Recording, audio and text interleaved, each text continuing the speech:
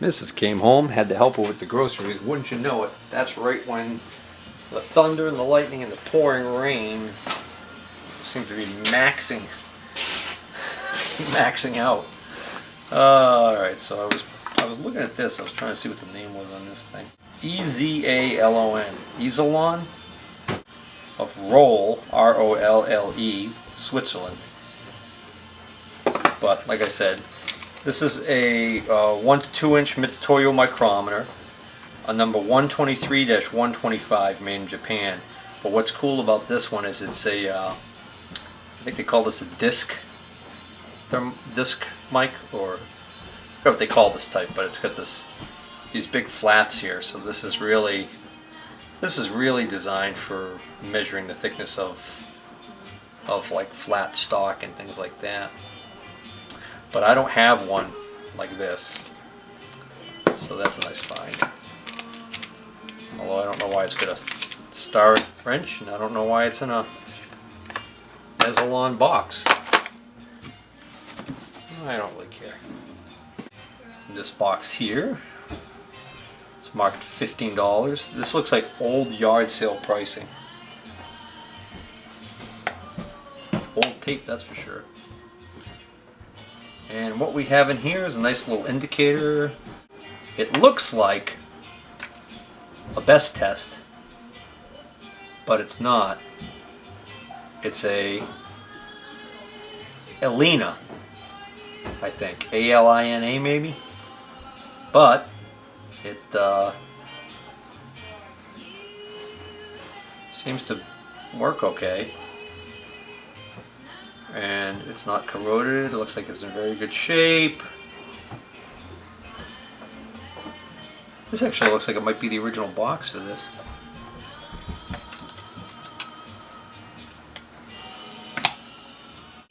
I don't know if I'm going to keep that. I've got my little Brown and Sharp that I like. I think I even have a best test around here somewhere now. One of these days I'm just going to have to go through everything I've got. Here's another whole container of these little precisionally polished ground pins. Lots of those. Oh, countersink, that one got lost in the shuffle. Looks like these might be just a pair of hold downs that were fashioned out of some aluminum. Some screws. Brand new tap. Some more of these little counter bores with the pilots on them, but these are small. Really small ones. And that one. And this might be the... Let's see, this one actually... solid carbide stub length drill. And that's what's in there. Definitely going to have a lot of small stuff by the looks of it. It's marked taps. No, this one's not marked at all. Another little box of whatnots. I wonder if these are drill bushings. No, I don't know what these are. This box is marked taps, and it is not taps. This box has some high-speed steel for grinding. And, oh, that I recognize. That's a bracket to be held in a tool post on a small lathe. And then you, I think you mount a rod on here for an indicator or something. It's unmarked. Yeah, look at this guy's lathe was small, relatively speaking. Brown and Sharp, $10.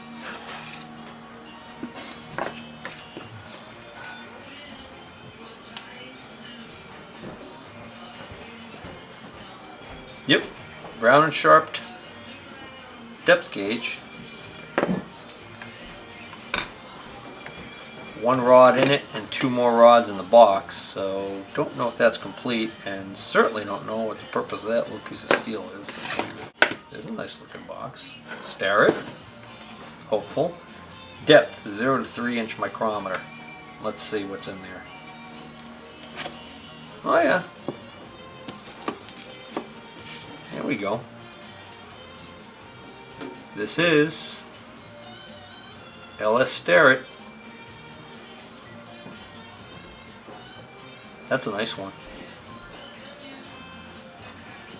Looks like, let's see, there's a rod in there now, which is probably pretty short. Might be the one that goes, no. Looks like we're missing one from this set. Either that or that's actually, that slot right there might be for a micrometer wrench. I'm assuming these might have wrenches that go on them just like any other thing, right?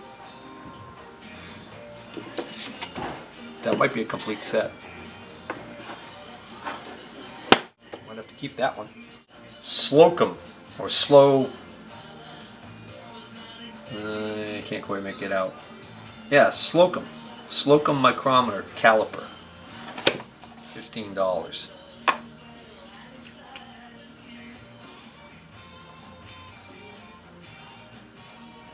Doesn't have carbide anvils. I hope this is at least what it says it is. Yeah, this is a Slocum.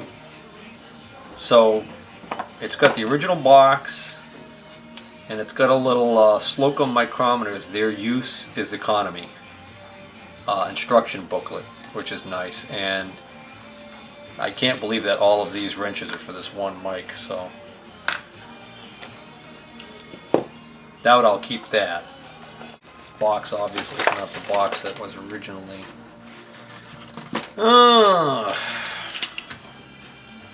SKF and Dormer Tools. SKF is a bearing company. Long and center drills. Long center drills. Interesting. Don't have a lot of those. Might not have any of those.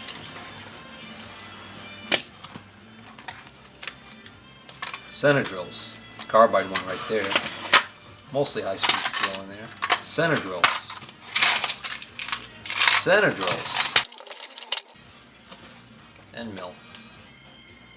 Big center drill. Tiny center drills. 4 flute end mill. Broken center drill. High speed steel center drill countersink. And in here we have number 998, number 8. Oh, my battery's dying. Just when I just unboxed the mother of all center drills. Battery's dying. That's the biggest center drill I own now, I believe. That's what was in. Alright. Battery died just when I was checking out what was in here, and what ended up being in here is a very big center drill. That's a Cleveland twist drill company, number 8. That's got to be the biggest one that I have now, I think. It's funny the bottom piece is missing there. Looks like it's in great shape though. So these are all. I think this is the largest one I had previously, and this is a number 7. Books that were among that stuff, so I took these. This is a book. This is a 7 type high speed gear shapers. This is the Fellows Gear Shaper Company of Springfield, Vermont.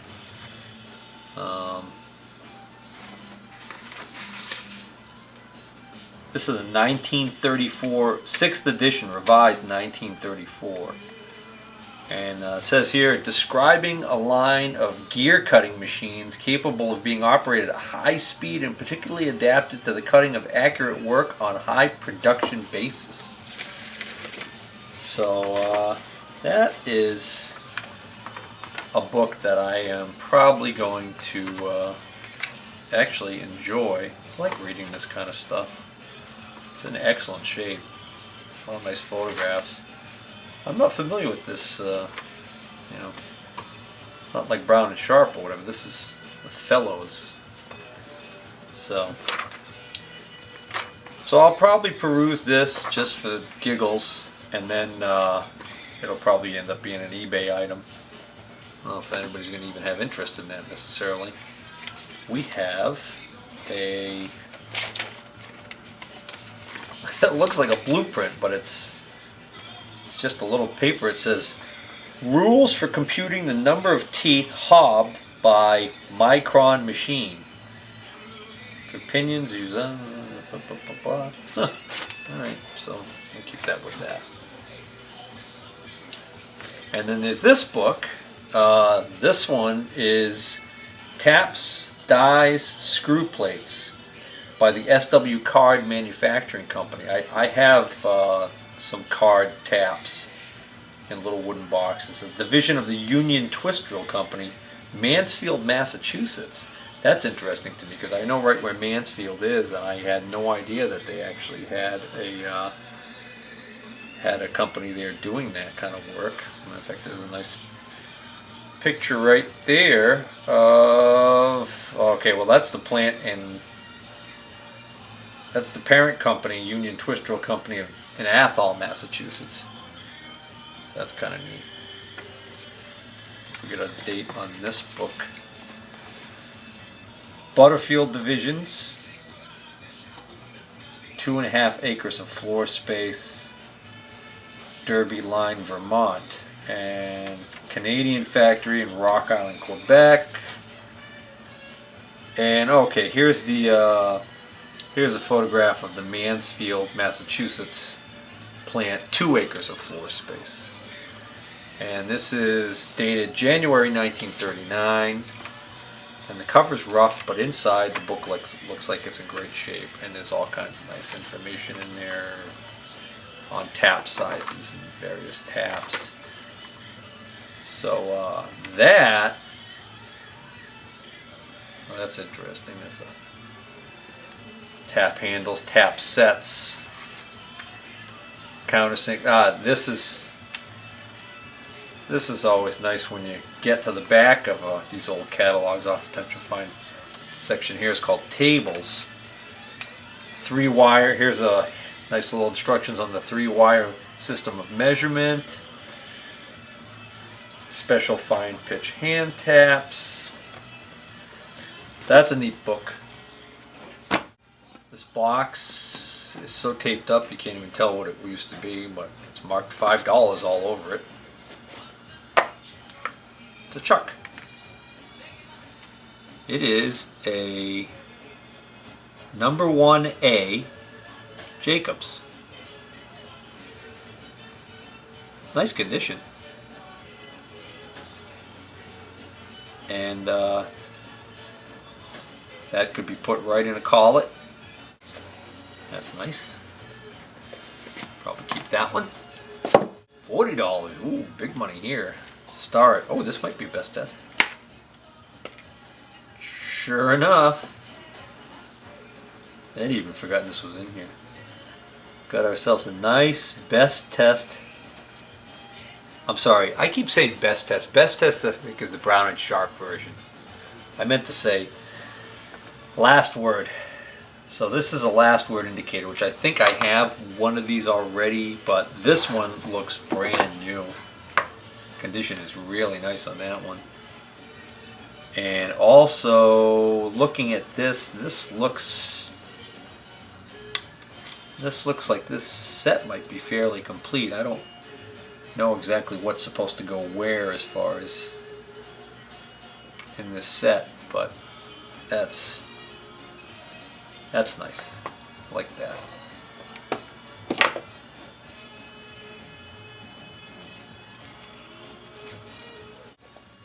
This one's marked $30. It's a Starrett box, and it is. It's a Starrett micrometer. Looks like it's got the carbide tipped anvils. It's got the friction lock. It's got the original inspection certificate still in there too. And I think I hear, yep, there's the wrench. It's a nice little mic. Don't think I'm going to keep that one though. I'm probably going to sell that one. Pretty sure I've already got one this size that has the click stop on it that I like. Anyways, here's a box of really small dies. A whole bunch of them. Alright, there's a bunch of stuff there. I asked him, I said, can you find me something else to carry this stuff in?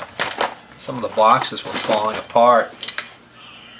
And he had this paint tray there, and I said, how about this paint tray? You don't want that, do you? And he says, nah. So I took the paint tray and used that. Transport. I think before I dig into this box, let me just go through what's left in this big box here, and then I can start putting some of this stuff back in. Alright, this is marked Call It Stop, $25. I'll tell you, I looked at this when I was there.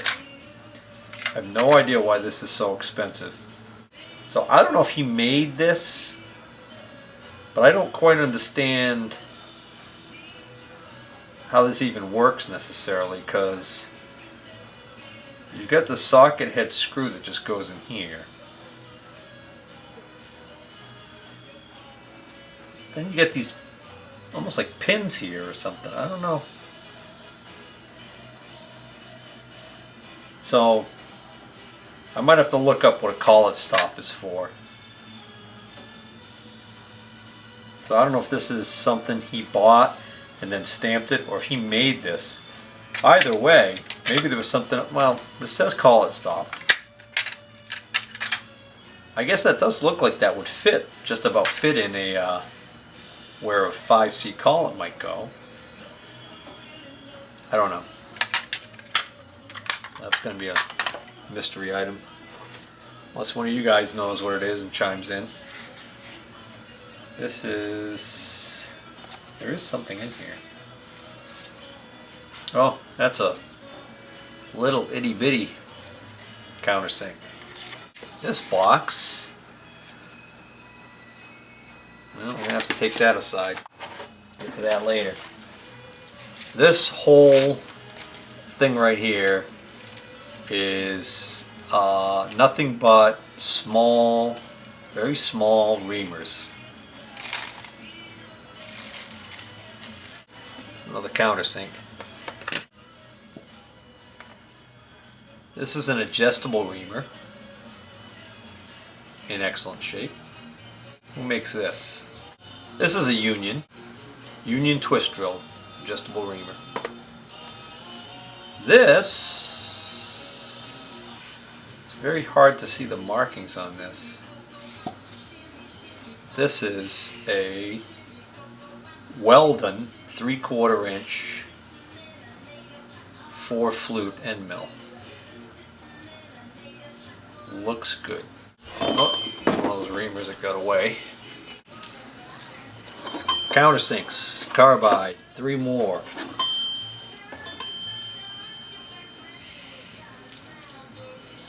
A couple small ones.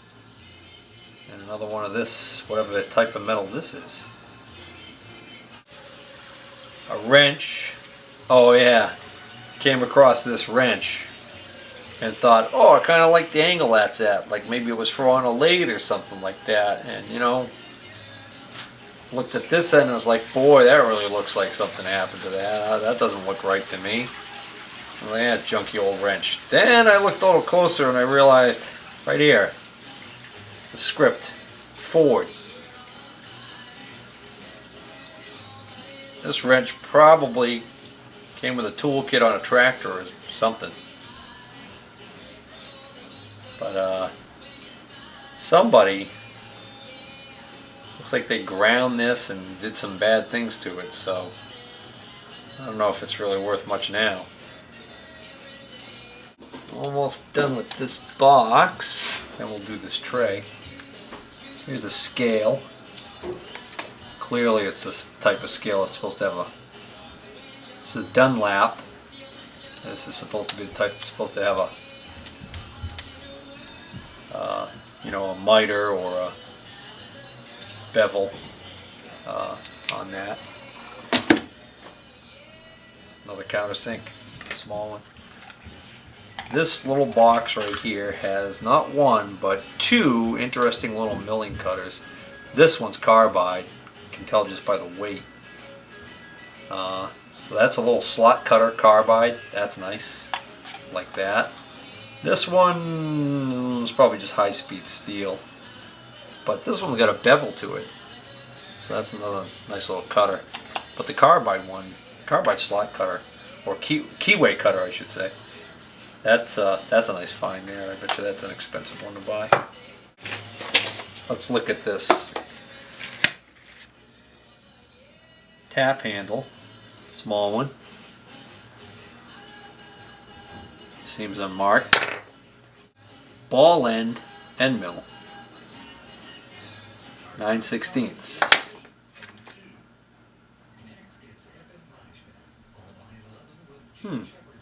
It's got the color of carbide, but it feels kind of light. Cobalt maybe? And it's either brand new or has been sharpened because it's got the protective coating still on the end. Another countersink.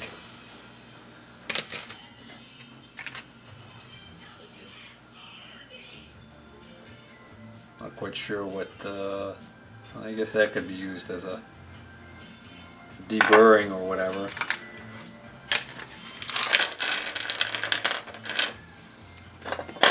Alright, this little tray, alright, got more of these mystery pins. All different shapes and sizes. Well, not really different shapes, all different sizes here. Pins, pins, pins. Little countersinks. All different types, sizes. No point in really trying to get these in the tray, I don't think. I'm just going to fall out again. A ball.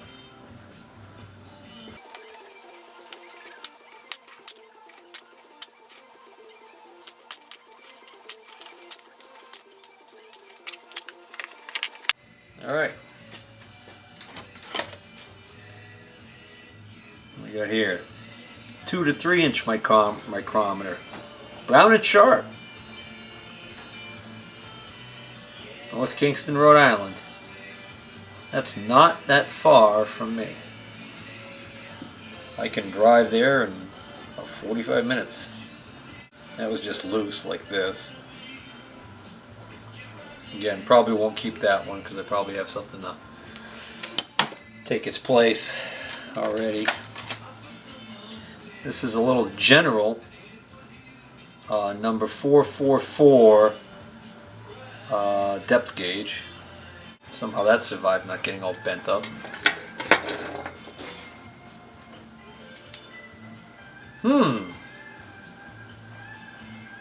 Okay. Who can tell me what that is? Got a point on it. Very sharp point on this end. Very sharp point on this end. Got the ring, and this has a point inside the circle. So, one of you guys must know what this is.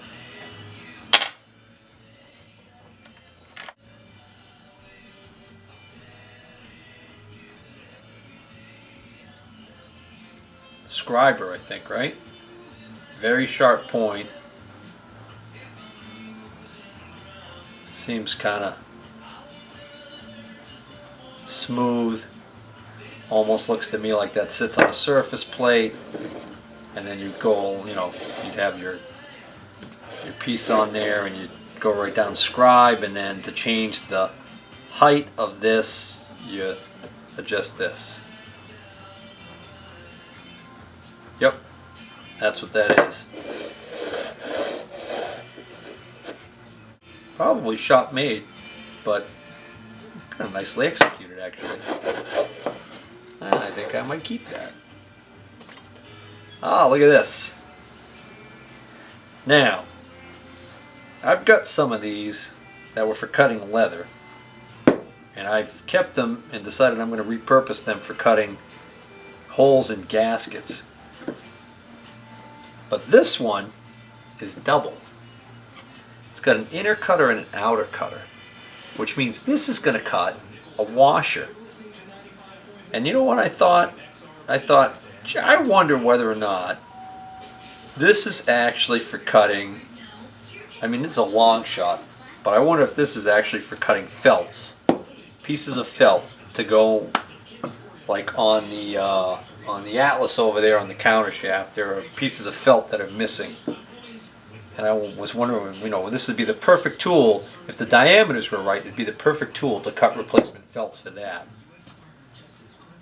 But it's got a lot of surface rust on it. But I'll throw that in with the other cutters that I have. Number 436. Stare it.